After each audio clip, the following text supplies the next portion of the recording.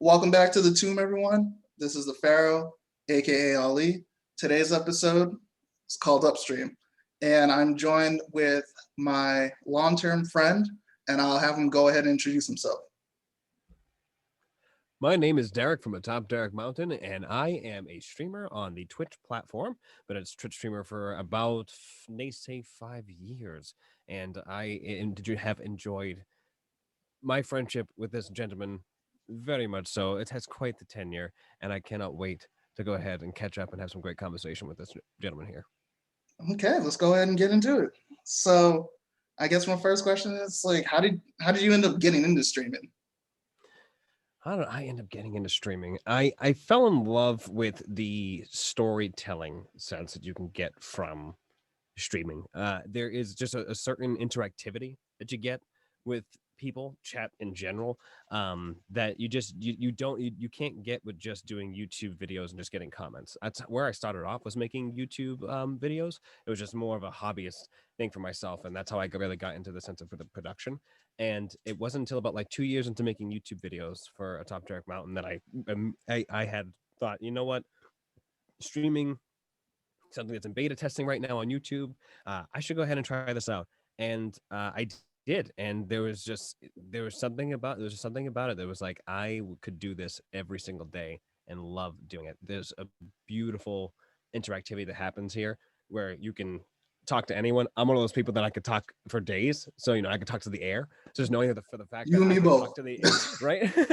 It's like the fact that I can talk into the air and somebody responds back to that almost immediately or in seconds after is fantastic. Not to mention they're all there for the camaraderie. They enjoy the exact same thing that I am making. So it's beautiful. It really is.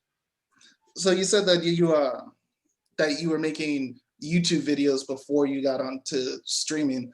What were you doing, like skits, or like what type of content were you pushing on YouTube? I wasn't doing skits. I knew what I wanted to do with the Top Dark. I didn't. I should say I didn't know what I wanted to do with the Top Dark Mountain. It was a cesspool of different genres of videos. I mean, it was kind of like vlog content, but that was based. I made disc golfing videos, but they were just like me and my brothers. We are all my family's very large, and the antics to which we all fuel off of each other. I have to call my brothers are very familiar with escalator comedy, which is just like just building off of one another to just get it out there. And it was so much fun. I was like, why not put this on camera? So I made a series that was that. Then I started doing gaming stuff. I was like, let's play is just something I really want to go ahead and do. I love the storytelling, that narratives, the storytelling that you can get out of let's plays. And I really enjoyed making that content. And it was always for me, that was what I wanted to do, was the gaming side of things, but I knew that there was other avenues I wanted to explore, hence the disc golfing stuff. And the brownies do things. Me and my brothers, of course, since we are the wonderful caramel brown tones that we are, the overall, we call our camaraderie the brownies, and the brownies do things. We've done hot sauce challenges, we've done other things as well. So I mean, like, we've definitely delved deep into like the vloggy type update skit videos, if Yeah. you would. We've tried everything, but nothing really 100% stuck, because I was still very indecisive to where I wanted to go. All I knew is that I wanted to create content and put it somewhere where somebody else could appreciate it. And as much as I love, and even if not, I made something from in like infancy stage all the way up to the end, and that was beautiful itself. Video making is an art form, and it's cool that I get to go ahead and make that, put that somewhere, and somebody else gets to go ahead and see it. Okay. So the name of everything that you have right now is Atop Derek Mountain. How did you come up with that name? What does it mean? What does it mean? So the name and how it was made isn't really so much of a glorious story. I think what it stands for me has evolved since the beginning of Atop Dark Mountain. So to give you the origin story is that me and a friend of mine were talking about the ambitions of wanting to create a YouTube channel, wanting to make video content, really get something out there. And we're like, we need some names for our channels. Like, I think we should have our separate channels and then get something together. So he named his Really Confused 33. And I was like, oh, that's fantastic. I love that. I love that name. I was like, I love the name. I just really don't want something with any numbers. And I really I wanted to stand out. And then we were talking, and I did this really dumb face during the conversation. And the face, if you could see it, is just a really like open smile, like, and he was like, dude, I got it. I was like, what? And he goes, let's a mountain Just imagine a mountain, but with your face on it. And he was like, I was like, okay. And then we started to elaborate on it more. And he was like, how about, and I was like, So Derek Rushmore. yeah, right. Mount Derek Rushmore. I was like, okay, what, and then a top. I was like, top Derek Mountain. And then that's it. It just stuck out. Top Derek Mountain. That's what it was. We went into Photoshop. We took a picture of my face, threw it on a mountain, and that's what it was. It was a Top Derek Mountain. So I knew that that's what it was. That was like when I was like 14, 15. And then it wasn't until I made the YouTube channel until I was like 20. So I mean, like I still stuck to that idea for that long, for the longest of time. So I was like, this sticks to me. It has a certain presence to me. But that's the origin story. What it means to me to be a Top Derek Mountain is that I would say that like my YouTube channel, we always celebrate the ascending. You coming to the channel, you've ascended a mountain. Climbing a mountain, climbing any peak, doing any type of hike is an accomplishing feeling. So I like to be able to celebrate what it's like to be on top of that mountain. I'll admit, I am a human. Humans are very flawed creatures. They do make many mistakes, but at the end of the day, we do our best to try to be our best, try to get to the top. So to be a Top Derek Mountain, to ascend up to the peak, is to go ahead and consider myself higher, not like above everyone else, but to physically feel like You're you further are along the journey accomplished. than maybe someone else. Exactly. And even then, like you're on your own journey at that too. So Mhm. I encourage you to ascend. I encourage you to climb that mountain. That is what I believe the mountain stands for myself. That's why I try to tell everybody, staying in a positive mood. I never try to bring negativity to the stream. I try to bring good conversation, try to bring good constructive fun. But at the end of the day, that's what the mountain stands for me. But I'm hoping that at any point it means something else for somebody too. And if it means the same thing to them to me, or to me to them, Mhm. what a wonderful world. No, I feel you because I can definitely say is that uh, personally, maybe 2 years ago, that's when I started getting into like watching streams. And the thing that I realized, thing that I noticed, it was just like, oh, it's like it, and taking nothing away from any other streamers, but it was always just like kind of like a generic white guy. It's like, Mhm. but growing up, I was like, sometimes I would get clowned for liking video games, always playing video games, like an anime, like in all this type of stuff. And it's like, and I guess a top Derek Mountain, like seeing someone that looks like me doing the things that I love is like, it was definitely refreshing because I would say that for, guess, when did I start? I started, goddamn, 8 years, no, 7 years old playing video games. Like if they had streaming back then and seeing Mhm. that, it's just like, nah, you're not a weirdo. You just like video games. Like there are other people that like video games as well. So I'll definitely say that I appreciate what you're like the content that you're doing because I know what it would mean to me as a child watching someone that looks like me stream. Yeah, and I generally I appreciate that because I mean, it gives me that's very much a new perspective, to a way to look at it as well. That opportunity, that seeing that you can get to this point, and I think that's one thing that Twitch itself as a platform has kind of gone ahead and been appreciating a lot more lately, is the diversity that is on the platform, and it should be celebrated so that people like yourself can get exposed to people of their color or tradition or culture or whatever have you, and allow them to celebrate that too. And that could go with the LGBTQ community, or that could go for the black woman community, any ethnic grouping community that's Mm, on Twitch. I know that recently Pacific Islanders have been, this entire month is a Pacific Islander month, where they are recognizing all people who are that dwell in that space. And I think that's great. I think that's perfect because it brings the same thing. It brings that same attitude that you're talking about. And I think that's if we all had that, if we all had that mentality to continue to raise everybody else up around us, I mean, mhm. it'd be a perfect world. So Because thank everyone you. likes video games. Yeah, Like, everybody likes video games. Yeah. but some people don't see what they're doing sometimes as video games because I was watching uh I think it was like Adam Ruins Everything, Mhm. and it was talking about video games, and it's like, oh, like they say that like video games are pushed more so towards like towards men. However, women play almost the same frequency as men, but it's more so like at like phones on games on your phone, those types of things. And it's like, because, and I agree with them that the console and like PC games, the way that they construct things, it is male like oriented. It does no, like for sure. push towards that. But the thing is that like, oh, the amount of times my mom has sent me invitations to farmland, I almost I almost had a blocker. It's like but one that's more a video invitation to game. raise that cow. Yeah, it's like, Mom, I'm not trying to farm. But that's a video game.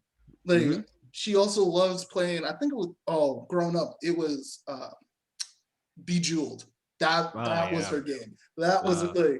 So it's stuff like that where I think that it's especially with Twitch and I think other platforms, but like you said, like Twitch is like very oriented about like, we're gonna try to reach as many people as we can. It's like, it's kind of expanding that that exposure to people that consume video games, because everyone does, but sometimes I think we have certain stigmas in all different spheres. That's like, video games are okay for these people, or video games are okay for this particular subgroup within this population. So yeah, I think it's definitely interesting that that like Twitch is definitely like reaching out and trying to expand. Yeah, agreed, and I think that's I think it's a certain respect. The movement, of course, with everything going on in the world, politically, socially, economically, whatever have you.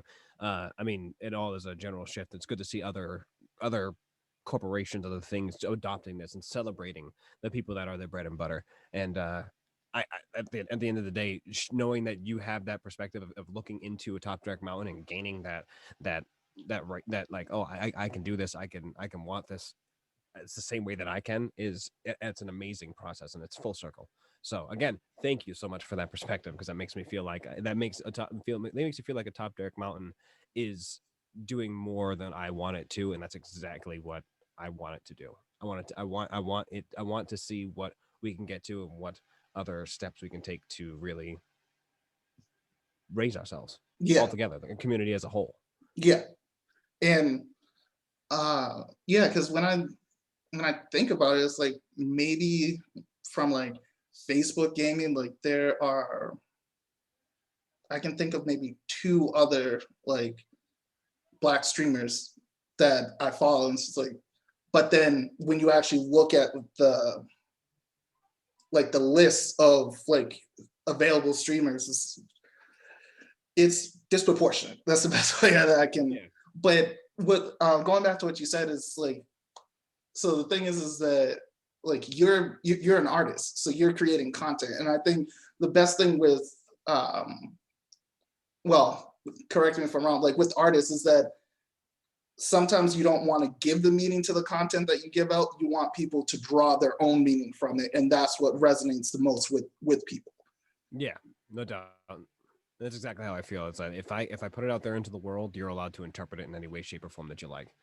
And at the end of the day, you have my respect for twisting it, anything that's art, period. Because I mean, like, we all have a certain eye for it. We all have a certain mind, all different minds that are wired differently. Things that you agree on, I don't agree on, but I think that's the healthy part of the conversation, is that, especially with art, is that how does one go ahead and interpret it? And that's what I like about it. It's I can tell a narrative, I can tell a story, I can make that very linear, but at the end of the day, where's the fun in that? You know, how can I? That's my personal preference on how to engage the viewer, for sure. Yeah, because if I tell you this, like, this is what you're supposed to think of this and how to interpret it, then it removes any type of room for discussion or discourse. And it's like, no, because I think art is supposed to push you to think in a different way that you haven't thought about before. Like, just like how comedy has taken some It's a roller Comedy has coaster. taken some very touchy subjects and force some people to think, if they have an open mind, to think about things in a way that it's like, I really never thought about it like that. Yeah, exactly. That's the brilliant thing about comedy, and that's funny enough. I think that making people laugh is more than just a hobby for myself. It's almost like a mission. Like get laughter is such a wonderful resource. It is so good. It can be done by everybody, and everybody enjoys it. So the one thing about comedy is that it is a brilliant fine line of reality unchecked. You can Mhm. really go ahead and delve deep into things, because no matter what, every human being is going to laugh at something that is proposed to you that may be critical or cryptic. But if brought to you in a certain nature, a certain perspective, they're gonna laugh, because at the end of the day, even the most terrible thing in the world, a joke can be made about it. Not that it should, but Mhm. it can. Are people going to laugh? Some are, depending on your sensitivity. If you understand comedy, see, Yeah. there's a form of detachment that you get from comedy. Like when you go to a comedy show, that is art. They're doing art. Now, Mhm. understanding you're not going to agree with everything that they're going to say, Mhm. but you didn't come there to share your fucking opinion. So shut the hell up and enjoy the show. Yeah. That's how I feel. It's the same thing about an art gallery. If I'm doing an art gallery and you don't like nude pictures, and don't go to the art gallery with nude pictures in it. If you know what you're getting yourself into. Yeah. But yeah, I think that's comedy is a beautiful thing. I'm so glad that it exists in the world. We have that freedom of speech, because I think without it, it would be very hard to accept certain realities, because you Mhm. can't go ahead and put yourself in those people's shoes, even if it is in a comedic sense. Like I think it's a beautiful thing. Yeah. And that's why, I respect the comedians that don't hold back. The ones that literally say, like, there's nothing off limits, whether what like the social zeitgeist says. It's like, no, Mm. it's like, this is what I'm going to talk about. And there are some people that do it in a very brilliant way. And even the people from those groups, or from those communities, like some people from there are laughing at the jokes as well. It's like, because it's like, oh, like that is true, or that is a funny perspective, funny take on how you view it. So Hmm. yeah, I think that comedy is definitely a very good tool to um, have force people to rethink things, but it also brings people together. And I'll say, like, definitely within your channel is that you're funny dude. So I mean, I try to bring the funny into it. I do my best to try to respect, of course, Twitch TOS and everything else that I can do, but at the exact same time, I'm not shy to get the lull. I mhm, I am I like to think that I am the worst person trapped in a good person's body, because the things that happen in one's mind and whatnot that I would see on the day to day, I have to like skirt myself. Now, you having a mutual conversation, no cameras, no microphones, or anything else like that. I'm sorry ahead of time. yeah. Oh Oh no, man. because we say some wild shit too. Oh hey, no, listen, I don't go ahead and hold back. That's for sure. Yeah, Let it fly when you can. When you got the ammunition, who are you kidding? but definitely one thing that I've noticed is that, like, even when you are talking about like serious topics on your um on your stream, is that you're able to kind of still lighten the mood, even though that it might be a serious topic. It's like you're still able to crack a joke here and there to kind of relieve the tension a little bit, but still progress with the conversation. And um, that's an art form that most people don't really understand. And I think it's just the authenticity of what you offer. Yeah, and I Like, appreciate that, because the conversation we've had some pretty deep conversations on on the channel regarding a lot of things. Some of them like yesterday we had that conversation with that woman from Japan, that who's transgender, and was talking about her how her rights are affected and everything else there, and how they don't appreciate, and just learning about the culture. And that right there is a conversation that could have stopped as soon as she said she was transgendered, but mhm, instead it wasn't. Because at the end of the day, a good conversation is continuing to pry into. When you're curious, you explore those curiosities, and that involves a lot more comfortability with things. I believe a lot of people become so what conceit is not, they're more I guess shelled, like they turtled and whatnot. They don't want to go ahead and express certain things or let their opinion be heard, so that it can be critiqued. And that's another big thing too, is that you have to be really good with hearing other people's words, because if you're not good with getting critique or hearing that you're doing something wrong, and then not accepting for the fact that you're not doing something wrong, that you're doing something right, or whatever it may be, albeit that your opinion or what you're doing or whatever. I think it's important to go ahead and hit all sides of it, and then learn from it. And then we've had race conversations, we've had BLM conversations on stream. I think one of the ones that we've had that was more recent Yeah, was, that's what I want to ask you. What is one of the hardest conversations that you've had on your stream? I would say the hardest conversation I've had on my stream was there was a time that I had an issue on a server that I play on, an RP server that I play on, where there was a black woman, very, very strong, very pro black woman, who happened to be on the server and had a prior history with being very sexist towards the males on the server. And unfortunately had a run in with one of my characters, who I play a Native American. And on that time, at that time, she had made some racial, she had made a comment that could have been taken as a racially charged comment, and didn't further elaborate on the comment to allow it to seem like she wasn't meaning what she was meaning. At the end of the day, just kind of was left, and someone interpreted an opinion. Somebody else took that perspective and interpreted it as a racist comment and reported it, and unfortunately got her banned from the server. But through all that, what had happened, there was she had made a video about racism within RP. I had commented on it, saying that it was a great video. I thought that it was very educational. There was a brilliant opinion on the subject matter, and she should continue, that route if she wants to make those constructive conversations. Keyword constructive. She decided that it was more prominent to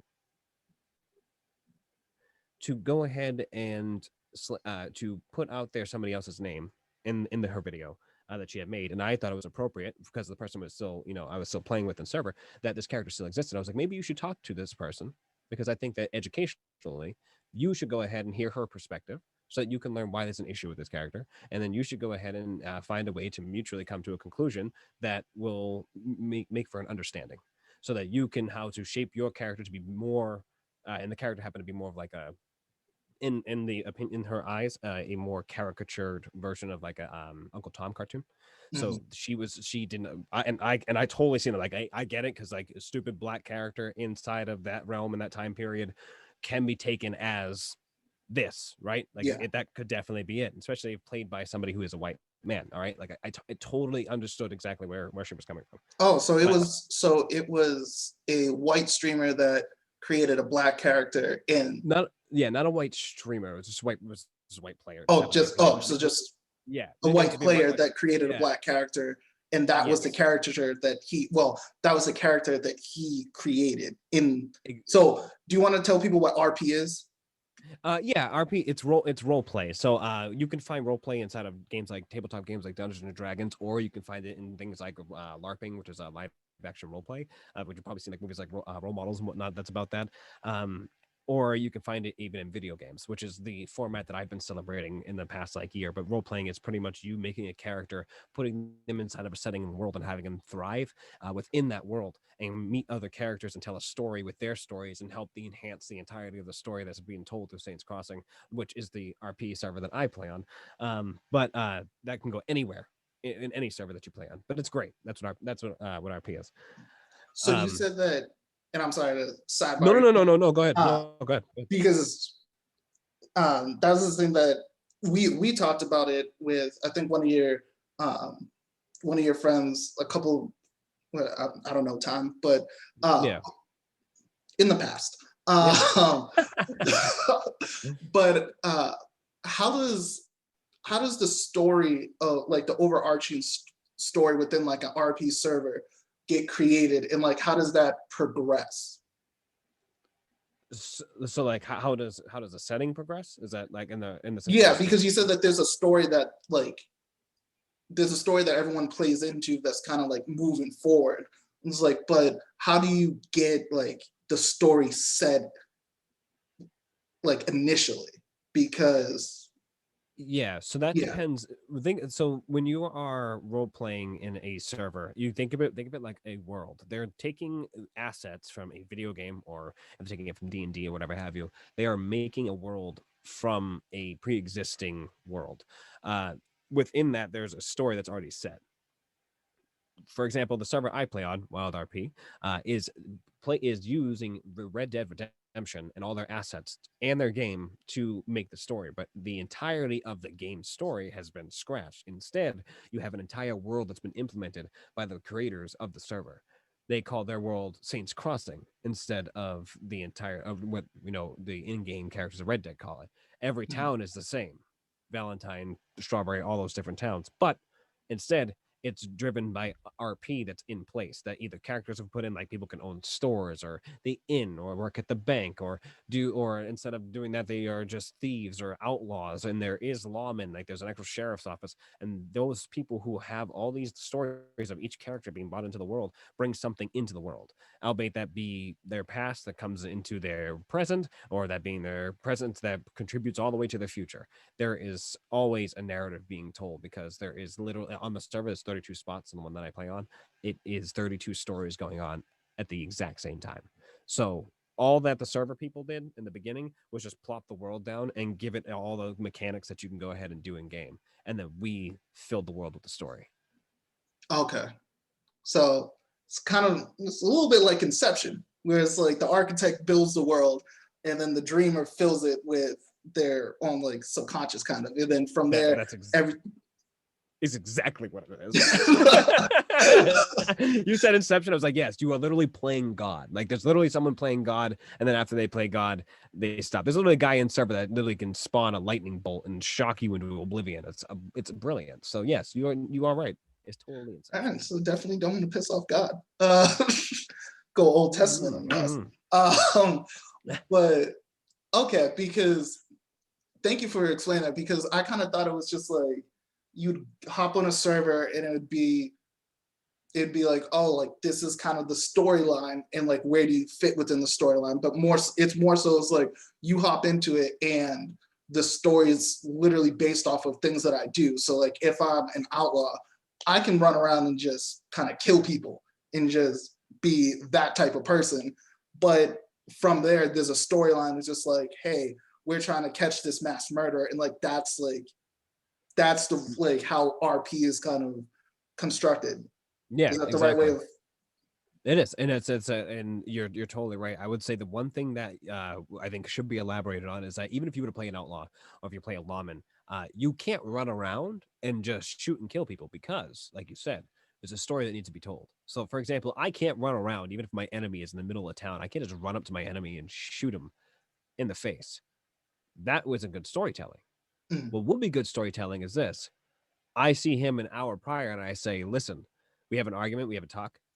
In between that conversation, I say to him verbally, if I see you on the streets, I'm going to shoot you on sight.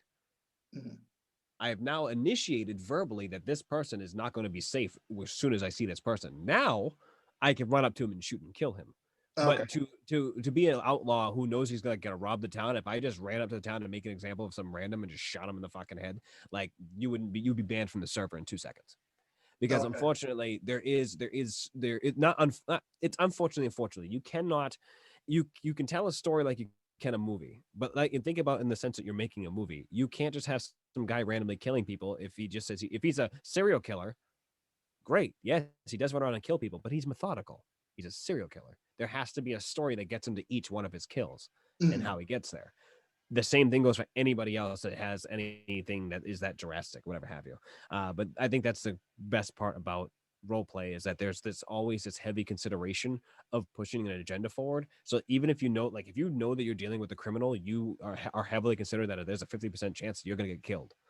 So, but you have to then also, for example, you as an RPer can dictate your fate. If this guy comes and shoots you in the head, you can just say you got shot in the shoulder instead because you dictate your existence in that sense.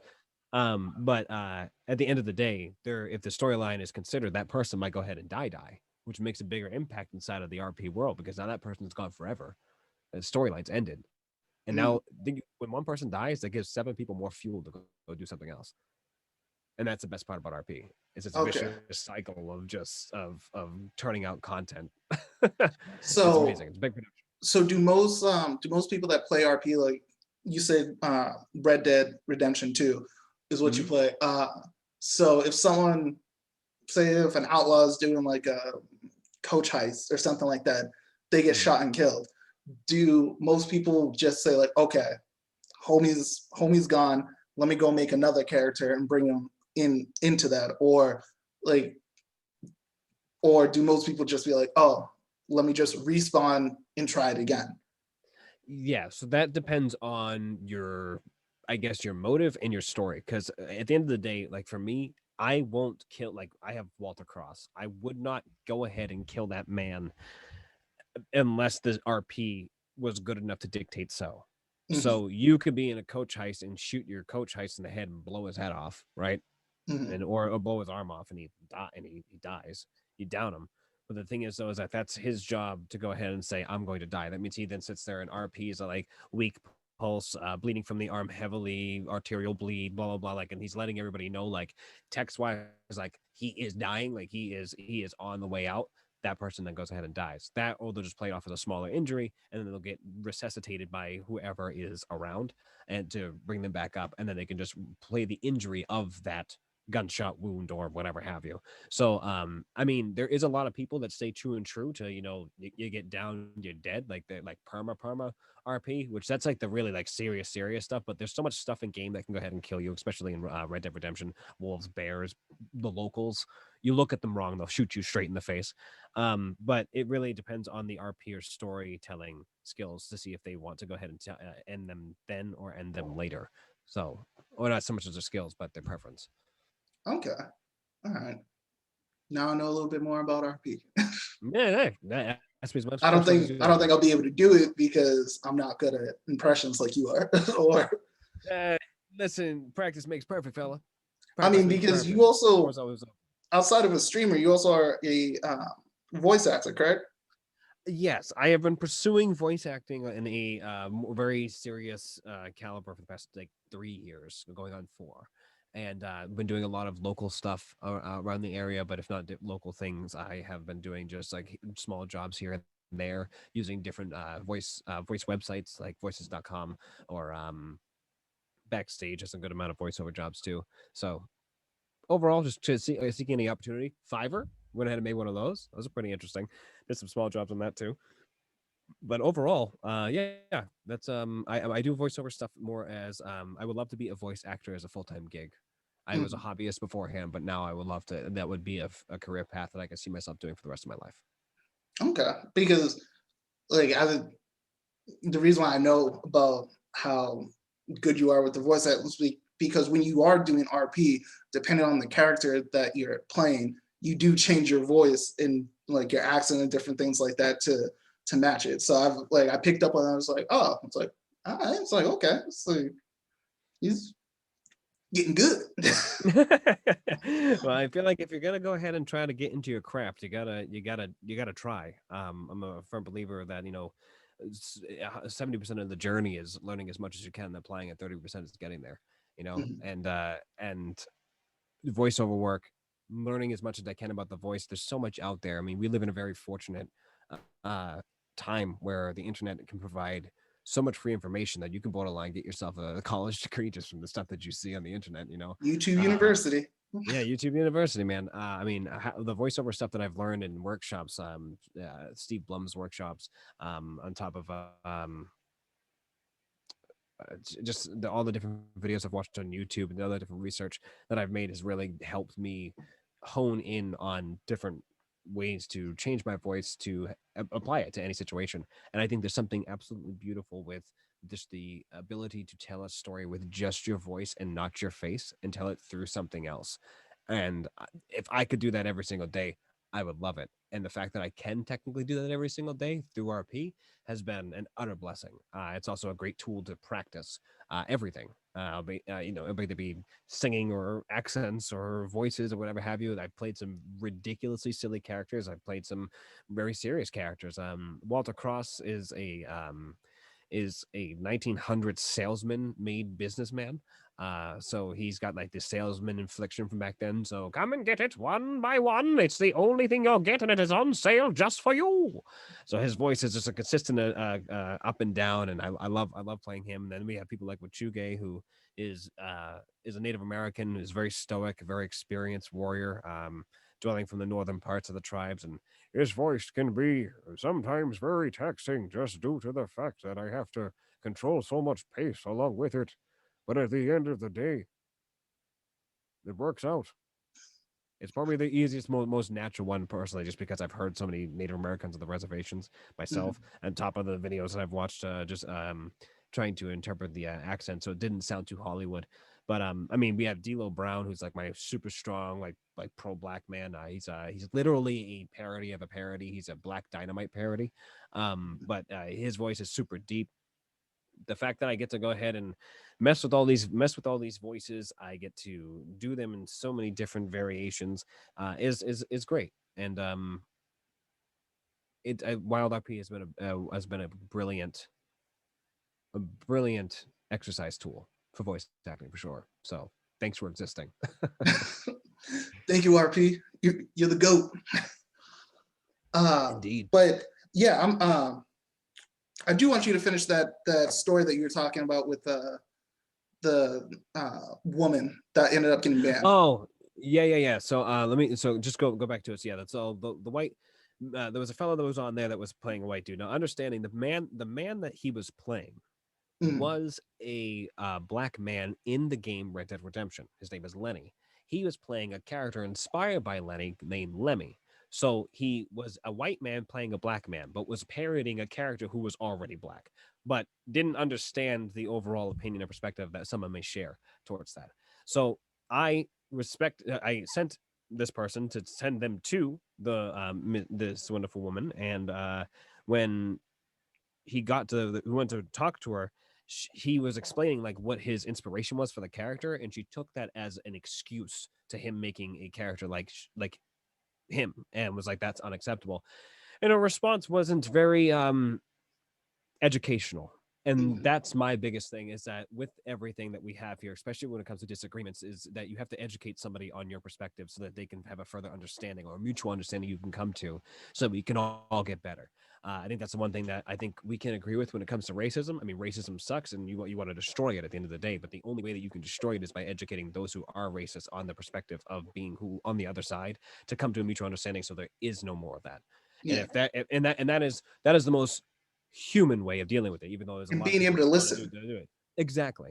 because So if like you have to be able, like, for you to respond, you have to actually not just listen but hear what the person's saying. Because if someone thinks that, oh, black people are inferior, I'm the type of, and not everyone is built for it, but I'm the type of person to be like, so why do you think that? And I'll let them spew everything that they have out so that they can get everything out, and then we can have a conversation. But if you never let someone at least say what's on their mind or say how they truly feel, then you're not going to be able to even address the core beliefs that they have, because they're always going to have that just like shielded, and you're only just going to get the representatives that they send out. You're not going to actually be able to speak to the general. You're only going to speak mhm. to the pawns. Yeah, exactly. And that I have when it comes to the topic of racism, I'm a firm believer of a very educational stance, and I thought that this lady was going to do the same. I thought that she was going to be more on the educational side, but instead, her response back to the gentleman was a lot more of a shutdown of it, very very strong. Very like, this was an excuse type of thing in this conversation. And then literally her words, "This conversation is over." So obviously, it was very one sided. I obviously had a terrible a wrong sense in the judgment of character. So and eventually got to the point, and this brings me up to the question that you had asked, which is, have I had to ever deal with something like this in RP, or deal with what is the hardest thing I've ever had to deal with on my stream? Is what we said, the hardest Mhm. conversation.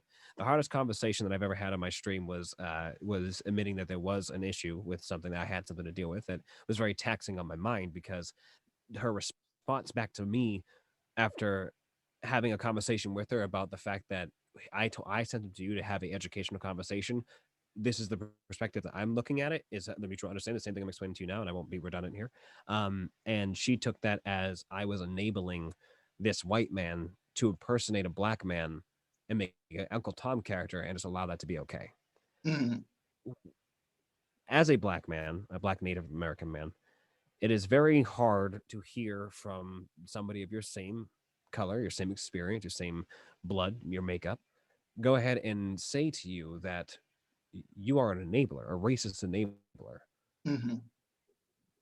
knowing that knowing nothing, her, of course, not knowing anything about me, but knowing that I, in experience, have literally dealt with racism to my face, where I've had to have conversations with people protesting on my own land as I'm celebrating my own culture on sacred land, and I'm being told that I don't belong here or anything of that sort. I've gone to just about every BLM protest period, but I've done more than that as well. Educational protests for Native Americans is something that I've made my 10-year plan, which nobody else knows about, but we'll get to that news in 2 more years. Oh, So regardless, it's more or less the fact that it sucked knowing that I wasn't good enough for somebody because of the fact they did not share the same perspective as me, and I felt so defeated that I couldn't do anything about it. So the mm, hardest conversation for me was bringing that up to chat and just talking about it and just being like, this is a story, this is what happened, and I feel weird about it. But then, after conversations with some of my education, more educated Black friends, and when I say by educated Black friends, what I mean by that is someone like you, Mr. Farrell, I would consider to be a very educated Black man. You strive for education and perspective, and you gain it, and you take a certain drive to attain that information so that you become more well armed to deal with any type of obstacle that comes your way when it comes to the topic of Black history, of Black appropriation, anything around that topic of being an African American with or any of that ethnicity within side of the confines of the United States. That's what I mean by educated Black man, black person. So when I reached out to someone like yourself, as well as someone like Dippo and all of everything, Depot, well, excuse me, Vault. you Shout out to always Dippo. mess up his name. Hey, I was in the middle of a conversation. Sorry, I wasn't thinking For about this it. podcast, you got to get it right. Depot. Depot. So let me start again. You can edit the take. Ready? When I was talking to educational Black folk like Mr. Farrow here, as well as Depot. I'm not going to edit it. Is it this whole thing? You bitch.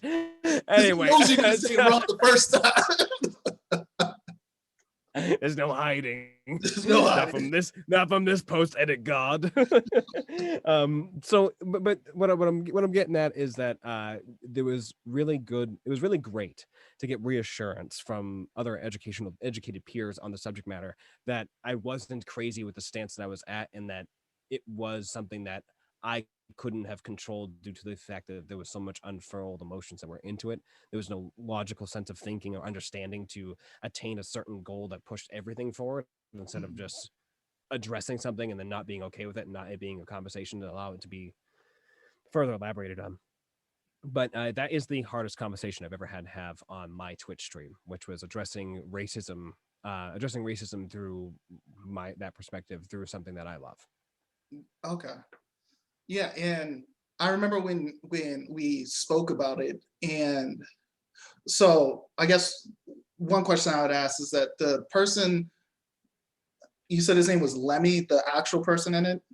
The actual person that was being portrayed, his character's name was Lemmy, who was Okay, a parody of the character Lenny in Red Dead Redemption. gotcha. So like the initial character Lemmy, is that is that character within itself problematic? Like when you kind of just look at it?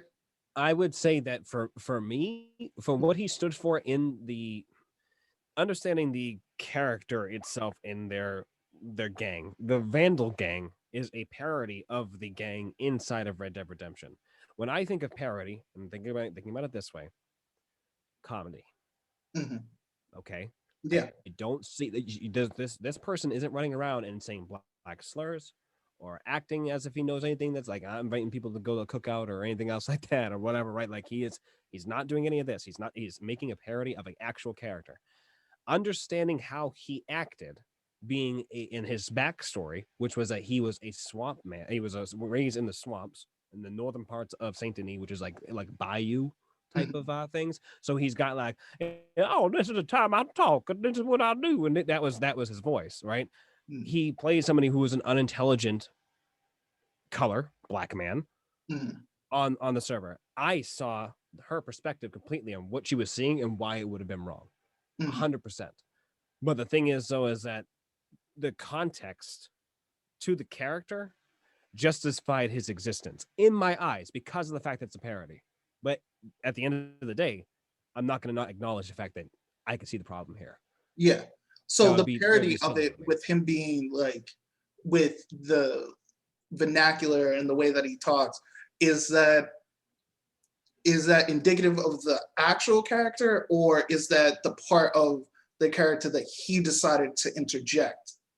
Yeah, it's his character he tried to interject. For example, Lenny is not a silly or stupid person in the game. Lenny is a black man in the gang. All right. Okay.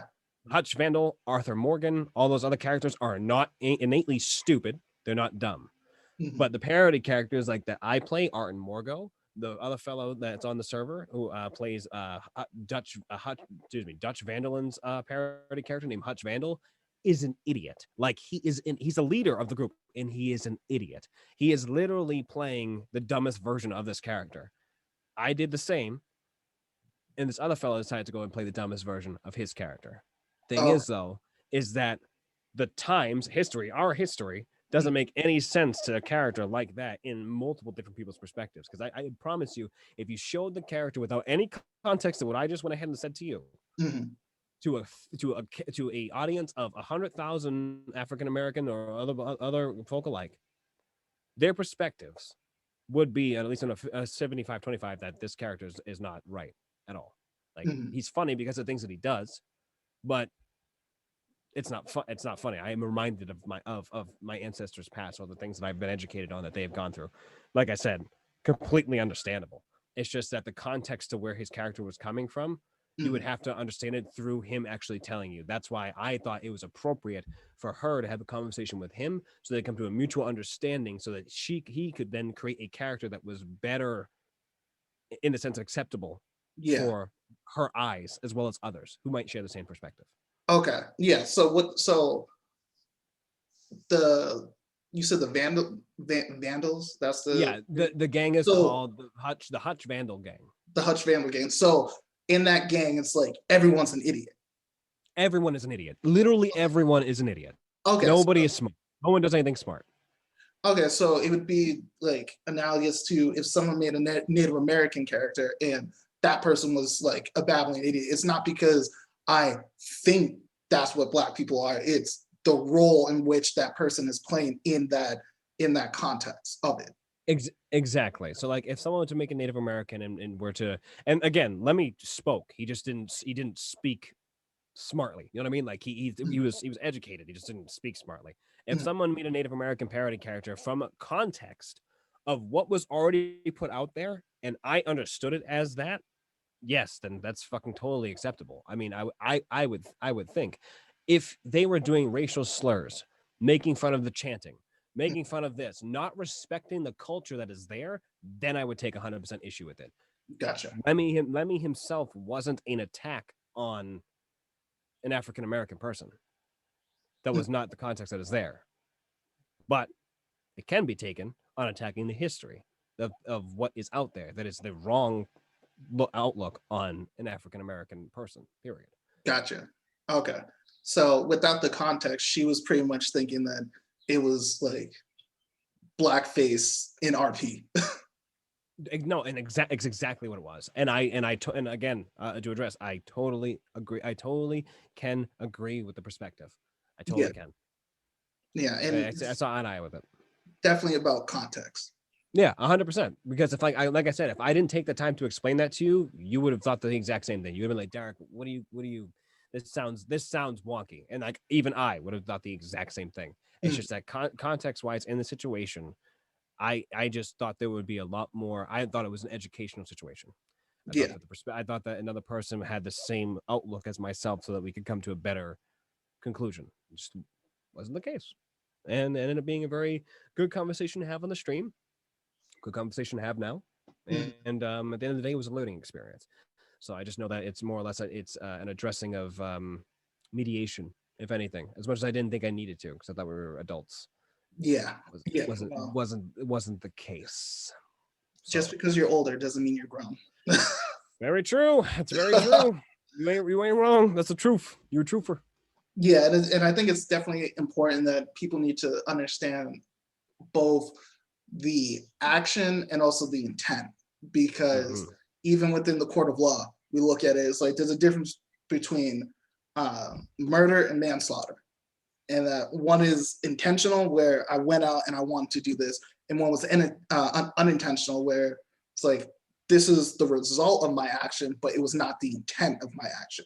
So it's like, Yeah. and I know people are probably gonna get mad at me for this, but it's like you sometimes have unintentional racism, and it's not, the person might be good-hearted in what they were doing, but didn't understand, and Yeah. like you said, the lack of like knowledge and education. It's a teaching moment, and it's a teaching moment on both ends, because as you teach, you will learn. As you learn, you will teach.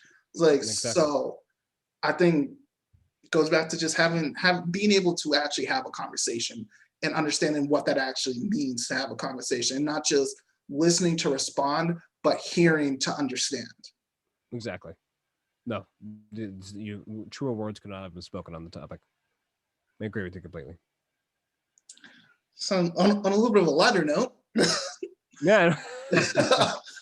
no, switch gears. Switch gears. Happy shit. Let's Happy see if we can get shit. out of this black hole. But so what is it? So what does it take for someone to like get into streaming? Like, is is it possible? Like, can someone with just an Xbox just start streaming, or is PC actually the master race? Uh, I will say this: the versatility of the PC definitely is a lot better than the Xbox or the PlayStation or Switch. And I only say that as somebody who is a console baby. I mean, I prefer a controller in my hands and a mouse and keyboard. But overall, if you are trying to stream, you need a computer in some sort of capacity. There's no way, and to do it well, or to do it right, is what I should say. I'm a firm believer of quality over quality, Mhm. or quality over quantity. Oh my god, I am a firm believer of quality over quantity. Keywords. What I was getting at is that you can do streaming on your Xbox or your console. You can physically stream your content out there. Will it be good? No. Now, if you want to go ahead and stream 1080p HD content, maybe add a camera to there and whatnot as well, you can do that with a PC. You can also do it with your Xbox as well. You don't have to play the game on the PC. For example, my PC beforehand couldn't handle any of the games and stream at the exact same time at the quality that I wanted it to. So I had to use an Elgato, which is a capture card, to capture the game content onto the computer and then show the content that way on the stream. Um, you can stream with the bare minimum. It was not my preference. Do I wish that I did? Yes. I will always encourage this. If you have the drive to stream, that is all you need to do it.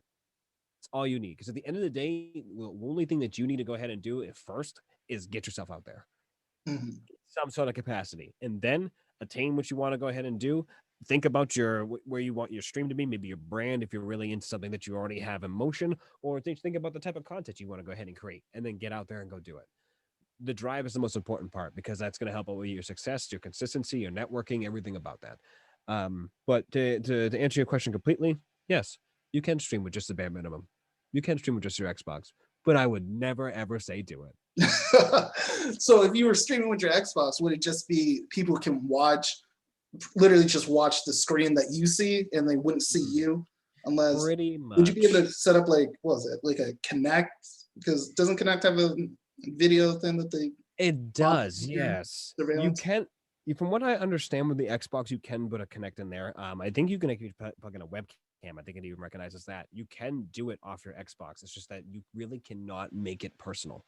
For me, an overlay, an outlook, it really the motion of the actual stream itself really is something that you can only get with the PC because you can make it more personal. It's more yours. On the other hand, you have to only get what you can do here, like put the camera here or get the video here. And even then, I'm not even sure if you can plug a microphone into this thing or if it allows you even do the microphone off the mic. But even then, you're talking about a $20 mic compared to like a different setup that will give you a better quality voice. Like the three things you want out of a streaming quality is a good mic, good sound, And that goes for any production in any capacity. And then you want good video, and then you want something to drive it. That being either the content creator or or the content that you're creating. One or the other. Like I consider myself an entertainer. Like I'm not the greatest at video games, so like I don't make that type of content. My content is how much I can have fun with you guys while I'm here, streaming live. But yeah, Okay. Yeah. So any of you people thinking about getting into streams?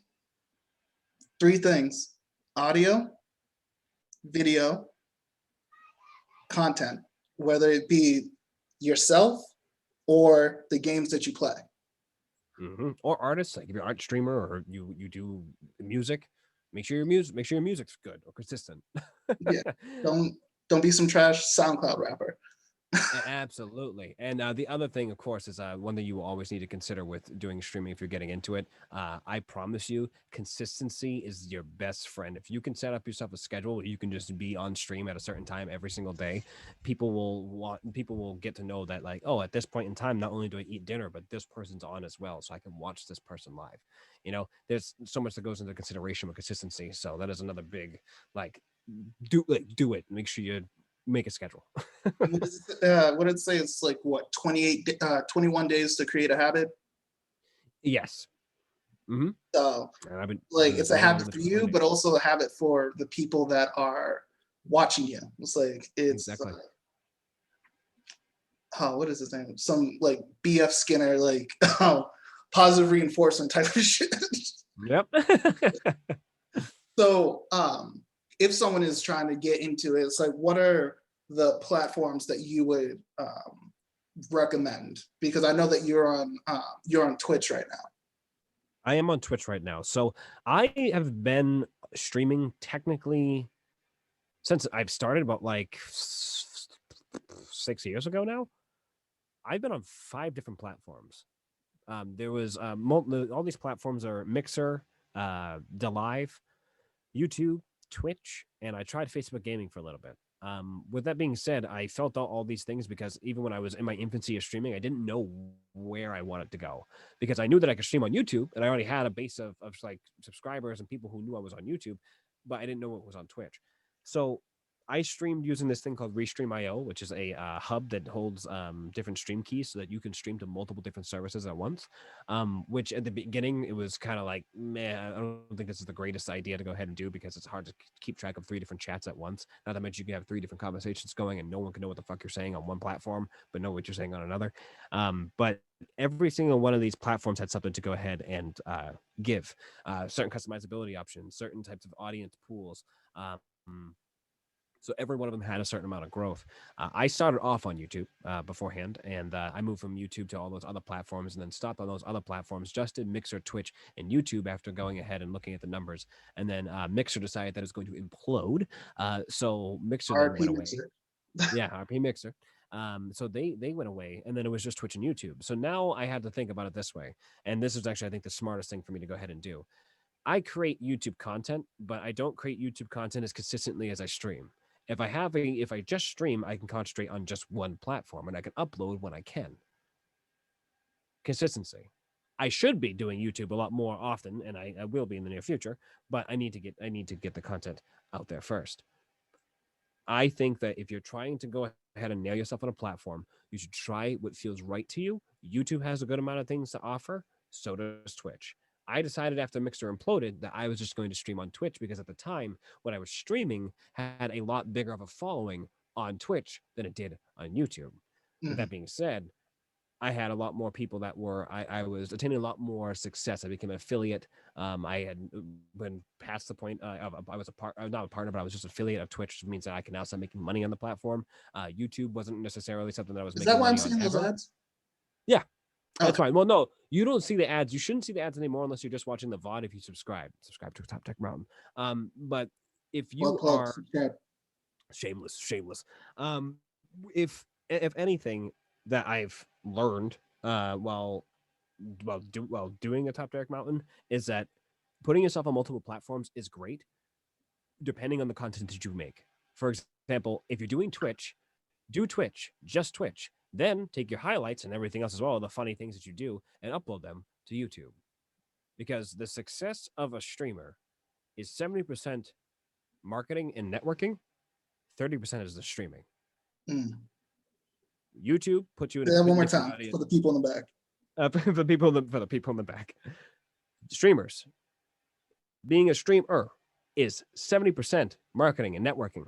30% of it is streaming.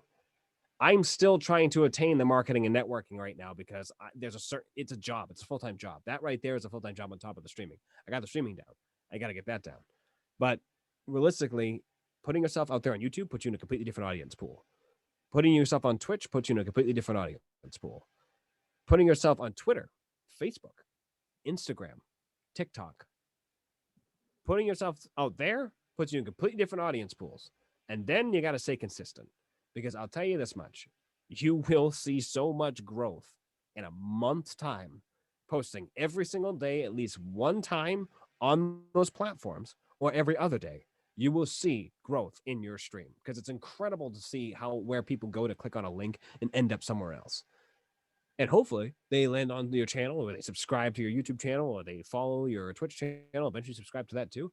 But that is kind of that's the strategy that I've attained from all my research is that you really must put yourself on as many platforms as possible. So realistically, first, if you're trying to be a streamer, find a platform that feels the most right to you when streaming and then go from there and expand. But Twitch I think is a great platform. I think it's a good start. I recommend it. Okay. And who's the biggest streamer right now? Isn't it, what's his name, Ninja? Is he on Twitch or did he? I remember a couple years ago he got some major deal. Yeah, well, so he left Mixer, right? Yeah. So let's put it this way: those guys are titans among these peasant streamers, if you would. I'm dirt in a certain sense. These guys are they're pushing multi-million-dollar contracts. For example, I think it was $60 million. That's either Shroud or Ninja got offered to head over to Mixer. $60 million just to go over there. So when Mixer crashed, and I think that deal was like 6 months before their crash. Mm-hmm. Twitch paid out money to go ahead and get back Shroud and Ninja. Of course, they cut them contracts. You with people following like that, they'll go anywhere. And especially since these people are already on Twitch and got bought out, they just went right back to where it was. Easy enough to go right back to home. So yeah, those guys made fat paychecks on both of those deals. That's for sure. But that's the beauty. That's the beauty of creating yourself or not only a brilliant community, but brilliant content on top of that as well. Okay. So because also because I'll just kind of just explore Twitch and just seeing what's streaming things like that, and I stumble upon Brawlhalla championships and things like that. So do you think streaming has helped get the world of competitive gaming out to more people? Oh yeah, for sure. I was working at when I was working at the bar before COVID hit. Esports was on the TV, next to freaking football and basketball. You want to talk about just the esports in the sense of growth? It's I would say that it's definitely because of Twitch, because of MLG gaming and the esports league. It has definitely branched out to the point where it's now mainstream media. I think that is an incredible thing that we live in an age where literally I can see all those things up on a giant 52-inch television next to each other, and that would never be a thing 20 years ago or 10 years ago.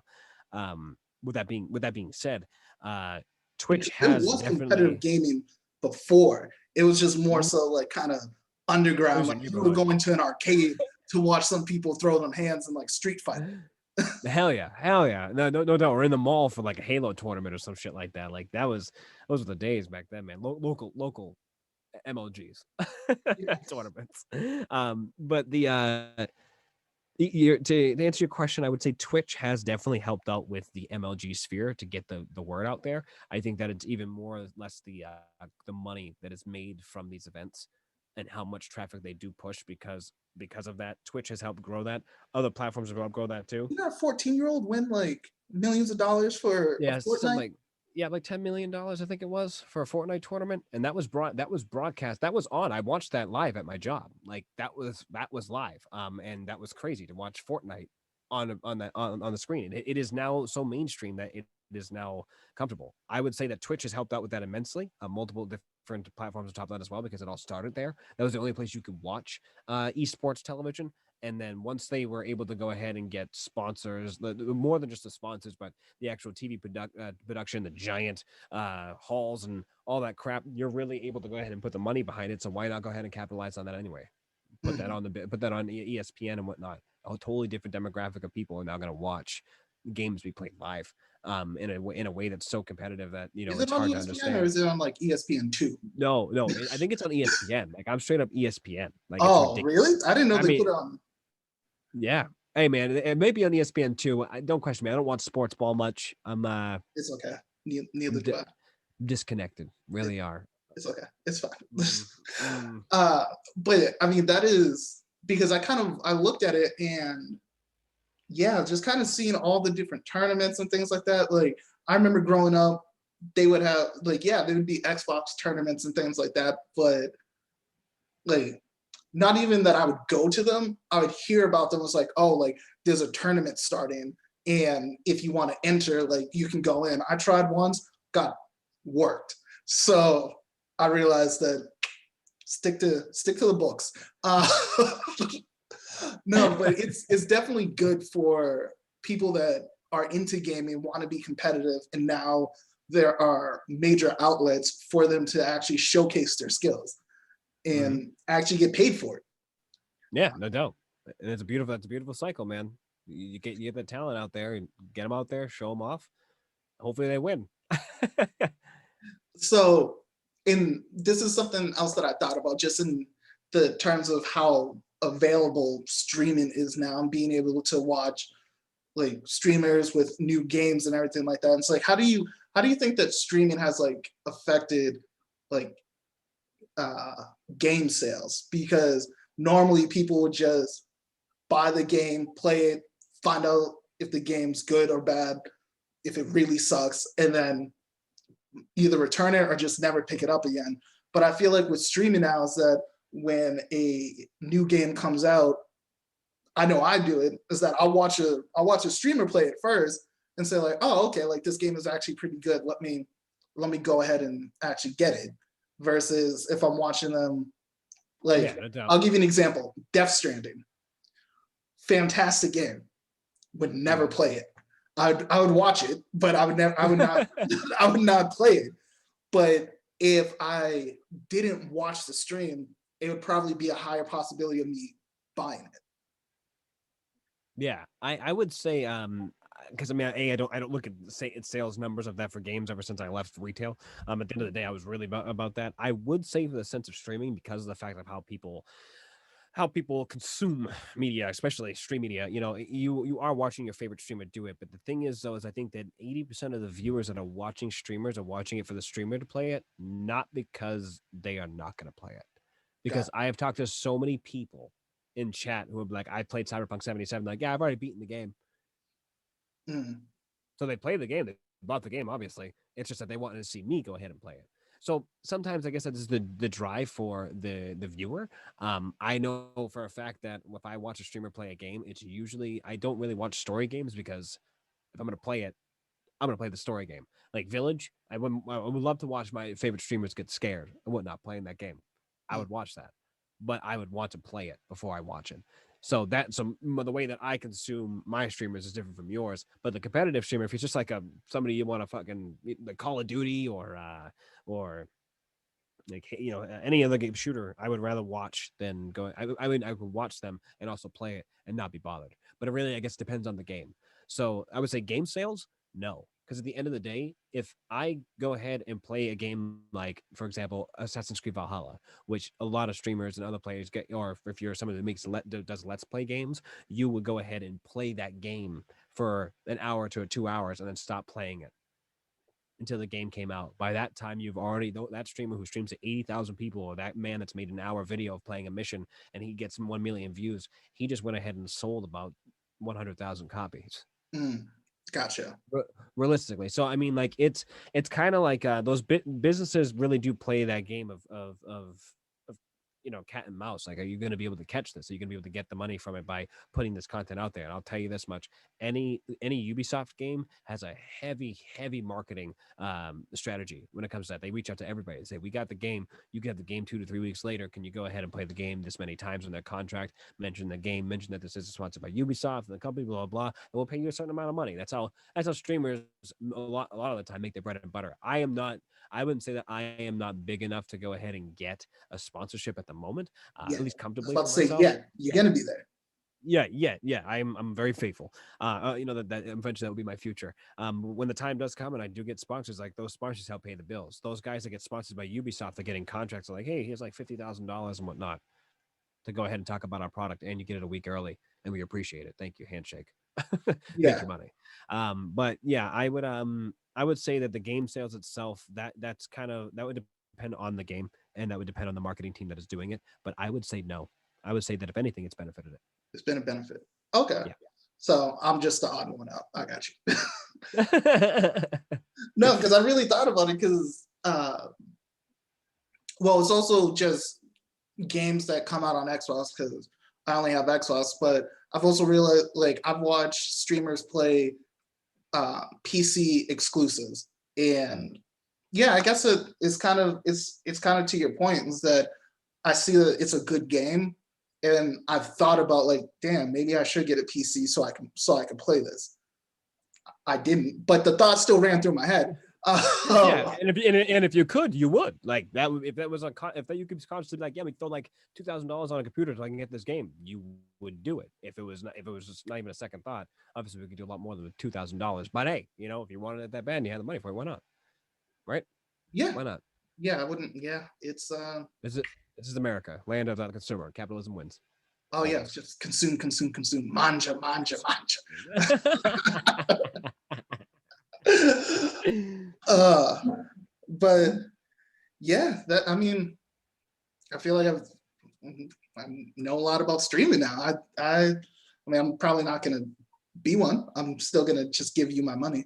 Yeah. Hey, tis much appreciated. Thank you, by the way. You are a generous contributor to every stage on the mountain, my friend. And I love having you in the chat too. To be honest with you, I love having you in the chat. Oh my god. Oh, no Love problem. Oh, trust me, those forehead jokes are coming back. Yes. Don't keep them coming. There's Oh, plenty of canvas up here. I can take it. there's a lot of real estate. There's a lot of real estate up there. This is the strongest bulwark. It's like Minas Tirith from fucking Lord of the Rings up in this bitch. You see this shit? All right, the fucking goddamn Gondor. Do you have more questions for me, my friend? No, I think we pretty much, yeah, I think we pretty much covered everything's platform. Oh, no, I mean, even talked about like how do people like monetize their like their channels, is said through either contracts or like, is there, so here's the thing that I realized, that the difference between like Twitch and like Facebook gaming, because I'll watch people on both, is that like Twitch, I know that you can subscribe to a channel, and that's how like streamers can make their money. But I also found out with like Facebook gaming, you can subscribe to it, and then they also have what they call stars, where people can just send stars to people. Is there something similar to that on Twitch, or is that something that Facebook, with its multi-million dollar and just controlling the world company? So I would say that yes, there is. I don't know what the equivalent of what a star is on Facebook, but I know that there is 3 ways of like of currency, if you would, that can be tossed around within Twitch. So Twitch has, of course, donations that you can set up to varying different things, where it allows you to physically donate money straight to the bank account of the streamer. That's one way of making money. There's the one currency. The other one would be subscriptions, which is a $5 commitment to the actual stream itself, and that gets you emotes and a bunch of other bonuses and all that stuff. What I think is the equivalent of stars of what you mean would be the equivalent of bits or cheers in Twitch. You can go ahead and buy bits. They're 1 cent. So then you can go ahead and take 10 cents and cheer somebody with 10 bits. Or in the equivalent, Facebook, give somebody 10 stars. Mhm. They're cent donations. So Okay. that's when I think the stars are. If they do, they happen abundantly. Do they very often to bigger Uh, streamers? I think for like I think for like 500 stars, you pay 4.99 for it. Like it's like that. Okay. All right. So Boom. So then that has to yeah, be it because so that it's would be the like exact same way. All right. okay. Yes. So that's the exact same thing sense in the currency. But overall, yeah, monetizing for Twitch streamers is done through donations, which is credit card donations, or you can do subscriptions, which directly support the stream as well. And then, of course, there is the sponsors. If you were someone sponsored by G Fuel, that's like a energy drink company. They would give you a certain amount of money, but then also go ahead and give you a code that if you, a viewer, were to go to G Fuel and use code AtopDerekMountain in the chat inside the checkout, I would get a percentage of that sale. So it works out a commission. So, but different contracts can mean different things. There's some contracts where you have to like pay into, and then after you pay into, then they go ahead and you start making money off of them if you start getting sales. Then there's ones that actually reach out to you and like, hey, no, like we like your brand, we like your products, we want to go and support it. So we'll go from there. Which and it is my hopes to eventually have a brand good enough to be like, hey, I like you, dude. Like, hey, I like your money, man. I like what you going. Ciao. I like your style. I like you, and I want you. Like it and I won't. I We won't. anywhere we go use the highway. The choice. The choice is yours. Well, I mean, So is there anything else that you'd want to tell people about streaming if they're looking into it or if they're just a consumer of it? Like if you're an adamant watcher of a stream, just like go ahead and hit that like button, hit the bell, something of that sort. Yeah, I would subscribe. say that my my last words for anybody that is watching, just know that the people that are making this content, if they seem like they're not trying or they're trying in some sort of capacity. If you see the people that are going above and beyond, like really creating like really cool overlays or ways to interact with the chat and whatnot, like that's something to know that you should appreciate because it took time to go ahead and create. Advice for viewers. So I mean, at the end of the day, who doesn't enjoy getting recognized for their things that they go ahead and make, their art that they make? So at the end of the day, you being there is enough. Mm, You acknowledging yourself, putting yourself in the chat is more than what we can ask for. You commenting and giving good words and giving support to the community and everything else that surrounds that channel, you're going above and beyond. And that does not go unappreciated, at least for me. These are the ones I can say from top of the mountain. As somebody who's getting into streaming, um, go ahead and be as consistent as you possibly can, no matter how equipped you are to go ahead and stream. Understand that you are going to be challenged in many different ways. If you're someone who's not used to being on camera, you have to get over a lot of walls, that a lot of hurdles that you've put up already that you have to get past. Address those.